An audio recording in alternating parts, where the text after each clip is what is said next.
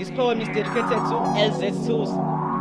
Ukuba isikhathi besavuma ngabe sandawonye, ukuba isikhathi besavuma ngabe sandawonye, ukube kuya ngathi ngaba ngizahlale nomathusana kuze kube semnqamlezweni, ukube bengikwazi ukwenza ngabe lenkondo yakhe ngiya-expose emsakazweni, ngimvezwe ezenonke ukuthi ungumama oqotho osobile osithandayo ingane zakhe sonke la endlini besithatha njengomndeni.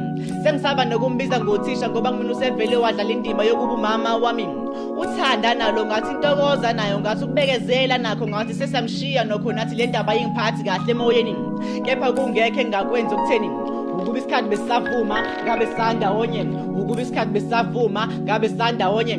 Kuthe kufika lolo suku ngafisa ukubuyisela isikhathi emuva, ngibonga ukuthi besibambisene kwaze kwashaya lolu suku.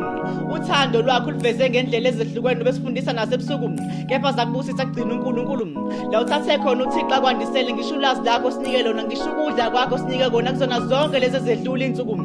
Yasibeka umnandi ukuba nawe usijikijela ngama-tropical cyclone adliwayo zolo lokhu. Ulaka lakho belifana njengama-line thunderstorm alandela ama-fed fires, ungaze ufunge beliduma nezulu. Ukuba isikhathi besavuma ngabe sandawonye, ukuba isikhathi besavuma ngabe sandawonye. Ngoba hlongana ngokweqiniso lokhu kuyangijabulisa, ngidlulisa amazwi okubonga ngendlela yokusithoba.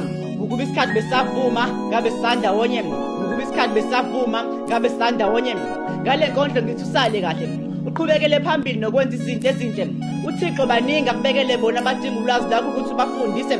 Engikuthanda ukukodwa ukuthi njalo before sifunda ubuxhumana noThixo, ngiyakujabulela ukuthi konke obukwenza ubusikhathalele nathi besikhathalele. Uthando lwakho alusoze luphele kithi, yeka leso simalo obusinikeza sona bakithi. Uyifakile induku ebandla ezweni lakithi. Ukuba isikhathi besavuma ngabe sandawonye, ukuba isikhathi besavuma ngabe sandawonye. Uletho the poets ngithi ukuba isikhathi besavuma ngabe sandawonye, ukuba isikhathi besavuma ngabe sandawonye.